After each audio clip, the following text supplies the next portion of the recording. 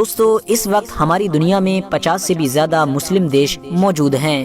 اور دنیا کے دوسرے دیشوں کی طرح ان مسلم دیشوں میں بھی بہت سارے لیڈرز یعنی نیتا موجود ہیں۔ مگر اب سوال یہ ہے کہ آخر ان بہت سارے مسلم دیشوں کے بہت سارے نیتاؤں میں سب سے طاقتور نیتا کون ہے؟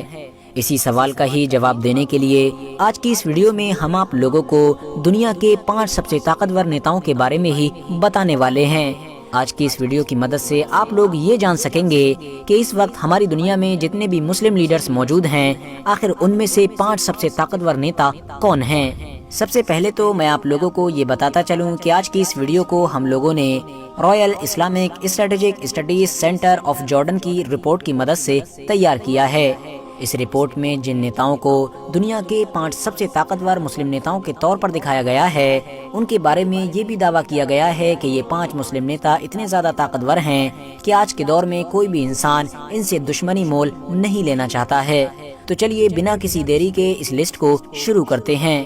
اس رپورٹ کے مطابق دنیا کے 5 سب سے طاقتور مسلم نیتاؤں کی اس لسٹ میں 5ویں نمبر پر نام آتا ہے محمد سادس کا۔ محمد سادس اسی موروکو کے بادشاہ ہیں کہ جس کو کسی دور میں مراکش کے نام سے بھی جانا جاتا تھا۔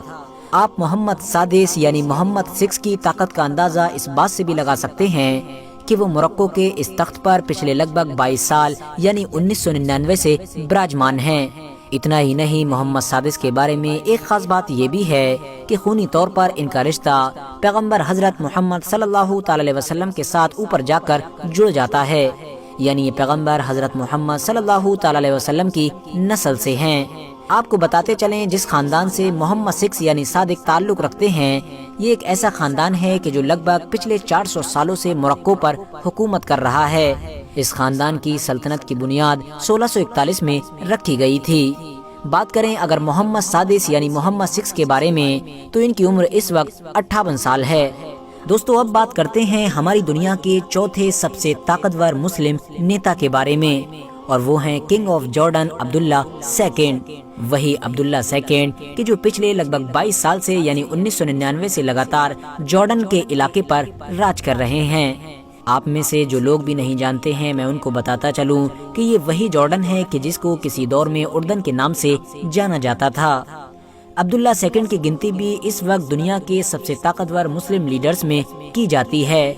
کنگ عبداللہ نے ویسے تو جارڈن کو بہت سارے علاقوں میں کامیاب کرنے میں ایک اہم کردار ادا کیا ہی ہے، ساتھ ہی ساتھ اکثر ان کو فلسطینی لوگوں کی مدد کے لیے آگے آتے ہوئے بھی دیکھا جاتا ہے۔ ساتھ ہی ساتھ آپ کو بتاتا چلوں کہ سن 2004 سے لگاتار عبداللہ سیکنڈ امن میسج نام کی ایک تحریک بھی چلا رہے ہیں، جس کے ذریعے سے عبداللہ سیکنڈ کا مقصد یہ ہے کہ اسلام کی جو نگیٹو اور جھوٹی چھوی پوری دنیا میں اور خاص طور سے ویسٹرن کنٹریز میں پھیلائی گئی ہے، اس کو ایک بار پھر سے صحیح کیا جا سکے، یعنی لوگوں کو اس تحریک کے ذریعے سے یہ بتایا جا سکے کہ آخر اسلام کی اصلی تصویر کیا ہے۔ دوستو اب اگر بات کریں اس لسٹ میں موجود تیسرے سب سے طاقتور نیتا کے بارے میں تو وہ ہیں ایران کے سپریم لیڈر یعنی آیت اللہ خمینی۔ آیت اللہ خمینی کا جنم سن 1939 میں ہوا تھا، اور اس حساب سے ان کی عمر اس وقت لگ بھگ 82 سال ہے۔ آپ کو بتاتے چلیں آیت اللہ خمینی ایران کے سیکنڈ سپریم لیڈر ہیں۔ ان سے پہلے روح اللہ خمینی اس پد پر ہوا کرتے تھے۔ آیت اللہ خمینی کی طاقت کا اندازہ ہم لوگ اس بات سے بھی لگا سکتے ہیں کہ وہ ایران کی سب سے طاقتور کرسی پر پچھلے لگ بھگ 32 سالوں سے یعنی 1989 سے لگاتار بیٹھے ہوئے ہیں، اور ان کو ہی ایران کا نہ صرف سب سے طاقتور انسان مانا جاتا ہے بلکہ ان کے اشارے پر ہی پورا ایران چلتا بھی ہے۔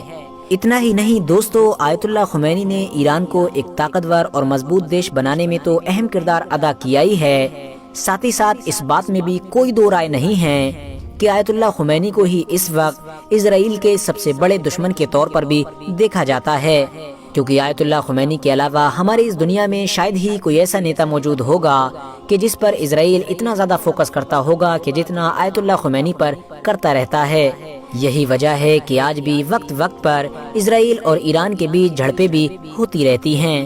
دوستو اب بات کرتے ہیں ہماری دنیا کے دوسرے سب سے طاقتور مسلم نیتا کے بارے میں، اور وہ ہیں سعودی عربیہ کے کنگ سلمان بن عبدالعزیز۔ آپ کو بتاتے چلیں سلمان بن عبدالعزیز کے مسلم دنیا کے ایک طاقتور نیتا ہونے کے پیچھے مین وجہ تو یہ بھی ہے کہ کیونکہ وہ ایک ایسی جگہ کے بادشاہ ہیں کہ جس کو پوری دنیا کے مسلمانوں کی طرف سے بہت زیادہ پوتر اور مقدس مانا جاتا ہے،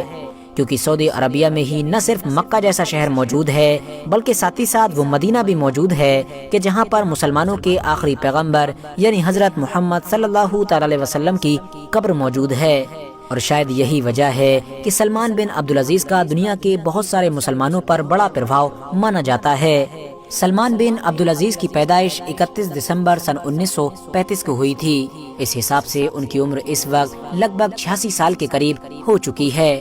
2015 میں جب سلمان بن عبدالعزیز سعودی عربیہ کے بادشاہ بنے تھے تو انہوں نے بادشاہت کی کرسی پر بیٹھنے کے بعد انٹرنیشنل لیول پر کئی بڑے فیصلے لیے تھے۔ سب سے پہلے تو انہوں نے تیل کی قیمتوں کو اپنے انڈر میں لے لیا تھا۔ اس کے علاوہ مکہ مدینہ جیسے پوتر شہروں کی دیکھ بھال بھی اپنے انڈر میں لے لی تھی۔ اب بات کرتے ہیں اس لسٹ میں موجود پہلی پوزیشن پر بیٹھے ہوئے نیتا کے بارے میں، یعنی جس کو اس وقت دنیا کے سب سے طاقتور مسلم نیتا کے طور پر دیکھا جاتا ہے، اور وہ ہیں ترکی دیش کے راشٹرپتی یعنی رجب طیب اردوغان۔ آپ کو بتاتے چلیں کہ ایک دور ایسا بھی ہوا کرتا تھا کہ جب رجب طیب اردوغان کو ترکی کے باہر شاید ہی کوئی انسان جانا کرتا تھا، مگر آج کے دور میں یہ سینیریو پوری طرح سے بدل چکا ہے۔ دھیرے دھیرے اپنے زبردست پولیٹیکل مائنڈ کی طاقت سے رجب طیب اردوغان نہ صرف پوری دنیا میں شہرت حاصل کرنے میں کامیاب ہو گئے ہیں بلکہ پوری دنیا کے سب سے طاقتور مسلم نیتا بھی بن چکے ہیں۔ آج شاید ہی ہماری دنیا میں کوئی ایسا مسلم دیش موجود ہوگا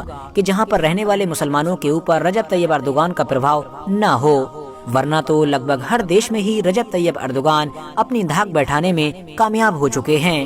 رجب طیب اردوغان کا جنم 26 فروری 1954 کو ہوا تھا، اور اس حساب سے اس وقت ان کی عمر لگ بھگ 67 سال ہے۔ آپ کو بتاتے چلیں پچھلے کئی سالوں سے لگاتار کسی نہ کسی صورت میں رجب طیب اردوغان ترکی کی سطح کو سنبھالے ہوئے ہیں، اور ترکی کی پوری باغڈور رجب طیب اردوغان کے ہاتھوں میں ہی مانی جاتی ہے۔ مگر دوستو، ہم لوگ اس بات کو بھی نہیں جھٹلا سکتے ہیں کہ زیادہ تر ایکسپرٹس کا یہ ماننا ہے کہ اس وقت رجب طیب اردوغان اپنے راجنیتک زندگی کے سب سے مشکل دور سے گزر رہے ہیں، کیونکہ جہاں ایک طرف دھیرے دھیرے ترکی کی مالی حالت بہت زیادہ خراب ہو رہی ہے تو وہیں دوسری طرف 2023 کا الیکشن بھی بڑی تیزی کے ساتھ قریب آ رہا ہے۔